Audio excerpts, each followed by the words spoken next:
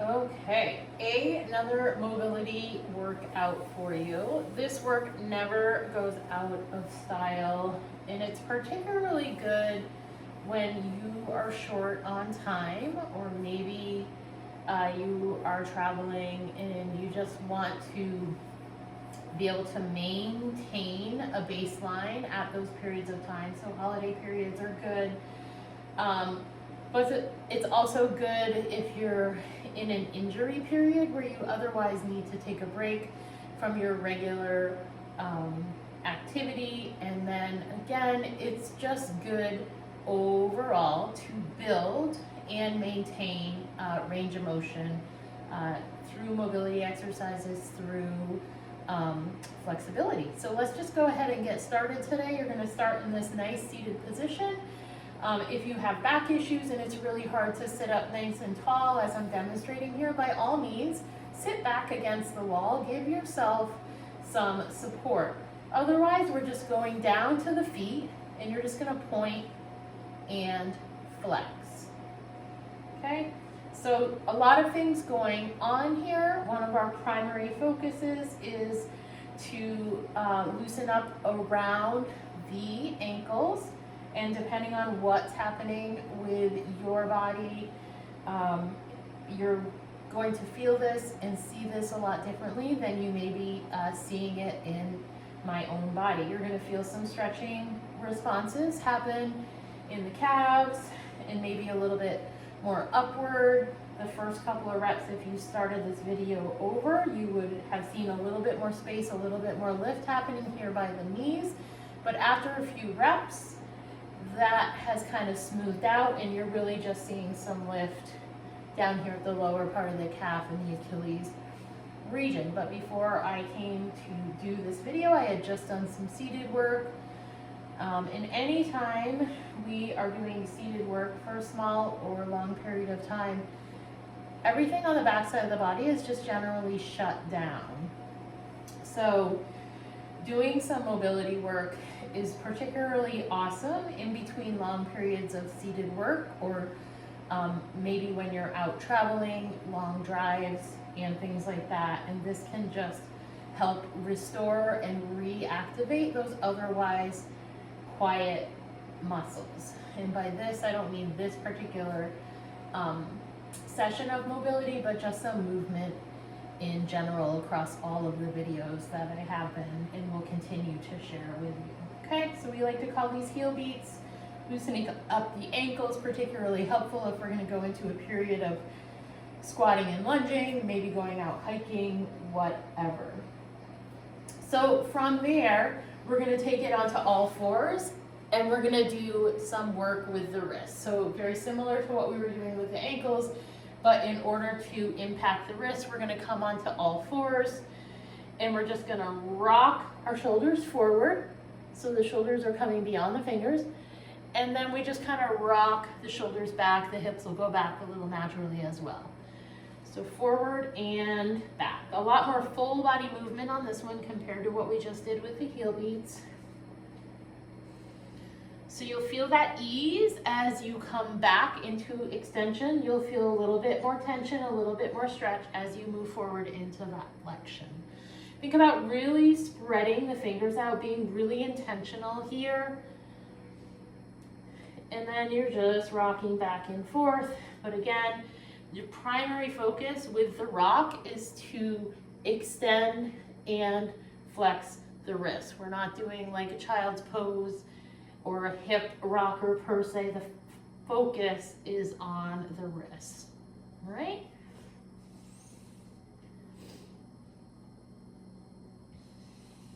And with any of these exercises in any of the videos, you're really just kind of listening to your body and the part of the body that we're working and making a judgment on how much is enough. So, you know, if you've got some tender parts of the body, you go a little bit less. If you've got some parts that really need some extra work and it's feeling good, you just do a little bit more. So it's just all about listening and knowing what's happening in your body. So from there, you can just circle the hands out a little bit, wiggle the fingers a little bit, and then we're going to come back onto all fours for a little segmented cat-cow. So when I say segmented, I just want it to be a little slower. We're always kind of leading from the low back, and we want to try and do that slowly, almost as if you are trying to feel each vertebra in the movement. So we're going to, as we inhale, we're going to start to drop the belly down, lift the eyes, and then as we exhale, we're going to start to tuck the chin, pull the belly in, and arch the back. And all of this is starting in the lower back lumbar spine. Reverse and inhale, trying to match the breath to the movement. Reverse and exhale, draw in at that low core region below the belly button. Inhale, cat pose. Exhale, cow pose. Trying to feel each vertebra from the low back as you move through the thoracic spine all the way up to the cervical spine. Exhale. Inhale. Exhale, cat pose. Inhale, cow pose. And I might have said that in reverse earlier in the video, if you were caught off guard like I just was.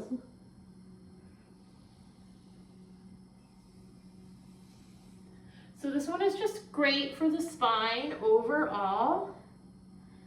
And oftentimes, you don't know what you don't know, and when it comes to spinal mobility and spinal flexibility, we don't know what we've lost until we've lost it. So go ahead and gently release. So cat and cow is good every time. If you have a regular yoga practice, that's to your benefit because yoga works with the spine a lot. But mobility with me will also include some spinal movements, whether it's cat-cow, whether it's some rotational twisting. I don't like to use twisting, it sounds too much for me, but rotational things are great. And of course, strength training is also good as well. So with that being said, we're going to go into some rotation. We're going to come back onto all fours again. You're going to take one leg right out to the side. When you take that out to the side, try to align the foot to the hip. From there, we've created a lot of space right here, and we're going to take the arm, reach it under, and reach it up. Or reach it up, and then reach it under. All right, and you want to be intentional about both. Come up and be slow about it and know the perfect position when you've gone just enough. And then when you come under, reach it through and know when it's been just enough. And notice with the leg extended, you're getting a good stretch on the inside of that leg, which is good. As you bring the arm up, if you can turn the head to follow the fingers, that's helpful. As you reach under, if you can, again, turn the head and reach the fingers and watch the fingers go through, that is great. So let's go ahead and switch it to the other side now. So open, and then reach it through. Thread that needle. Reach it under. Okay, so again, with the spine and the mobility, particularly in rotation now, what I happen to see with folks through the aging process, when I ask them to rotate, they're tending to move the entire body instead of moving through that thoracic spine, which is, thoracic spine is our mobile part of the spine for rotation, sort of in the center of the body.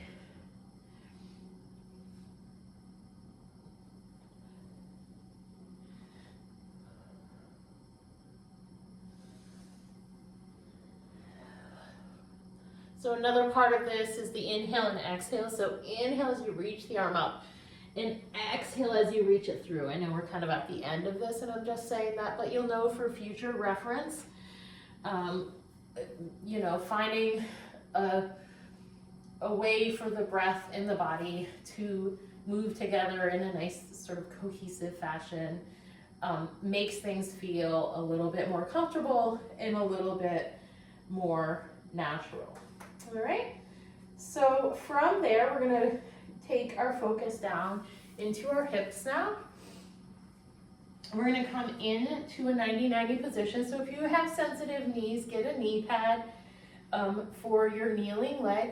Otherwise, you're coming into this kneeling position, trying to get about a 90-degree position at the knee and the hamstring here.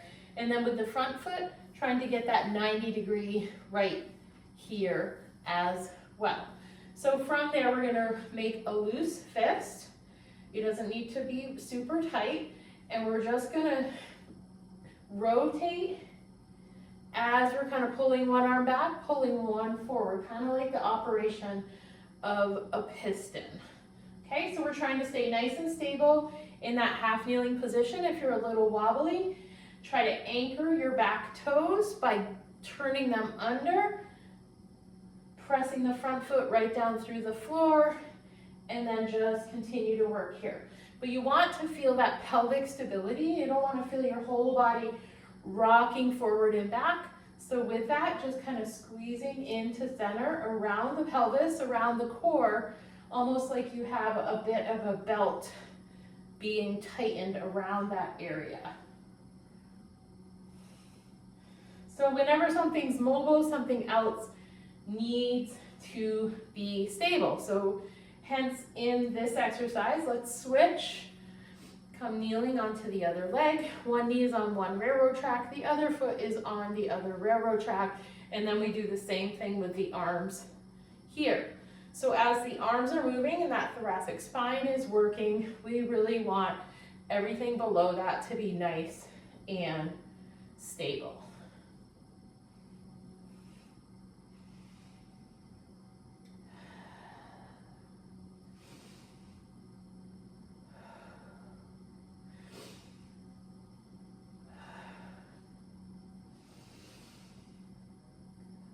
All right, so now we're gonna get the upper body to be a little more quiet and we're gonna work through some kneeling lunges. So let's go back to the beginning position here. The front foot can come a little bit more forward, and then we're gonna lunge forward, lunge back.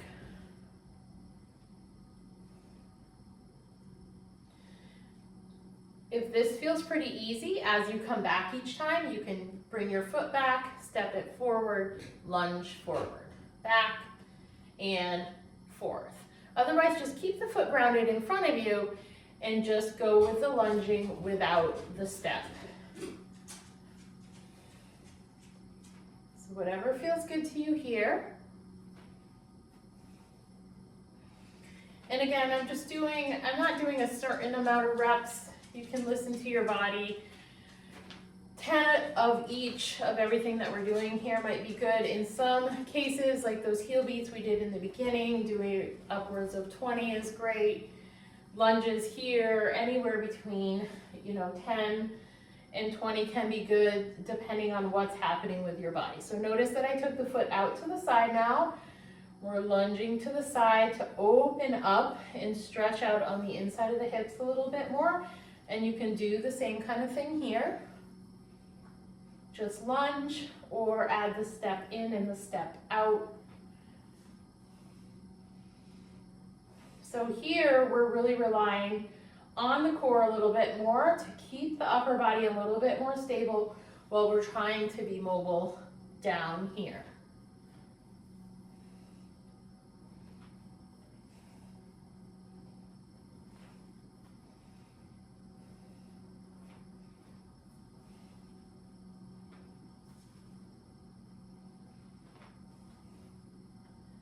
Okie dokie. All right.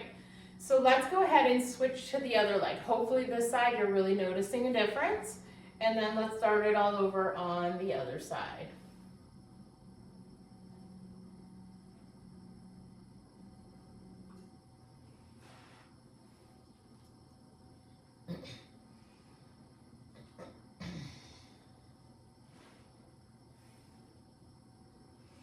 You can always play with the position of the leg. If you tend to be a little more tight, trying to get the front foot a little bit more forward is helpful. It's going to give you space. But at the same time, if you're looser, or after you've loosened things up, if you're a little tighter, if you pull the foot back and go through it, and you'll notice my knees are coming over my toes, which we try to be mindful about at times. It's not an end-all be-all. It's not going to blow your knee out, but we're always just trying to look out for the best interest of knee preservation. But when we do this a little bit further back, we're getting a little bit more stretch down in that calf towards the heel. We're getting back into that ankle mobility a little bit. So don't fret about that. You can kind of play around with different things and see how your body responds. And with that being said, you know, with knee alignment out to the side even, we're trying to activate the sideline muscles on the outside of the thigh and keep the knee tracking center or slightly out, as opposed to it kind of moving in towards the midline here.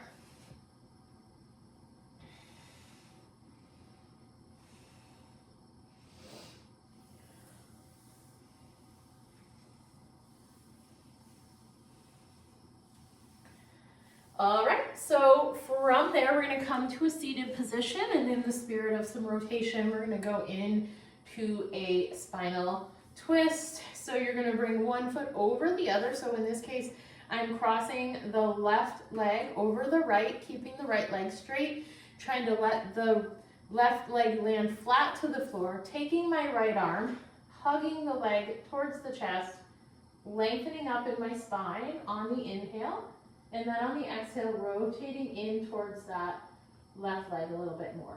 Free hand coming behind to just brace me on the floor. And just find the best place for you here. You don't want to overdo it.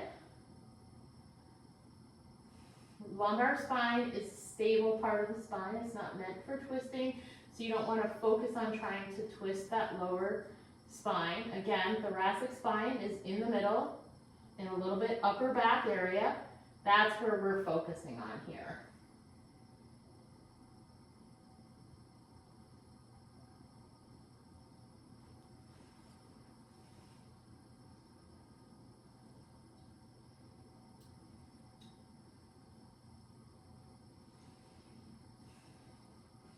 So with more of a static position, you can choose to hold it for one time for a longer period of time, or you could go through this 2 times on each side for a shorter period of time.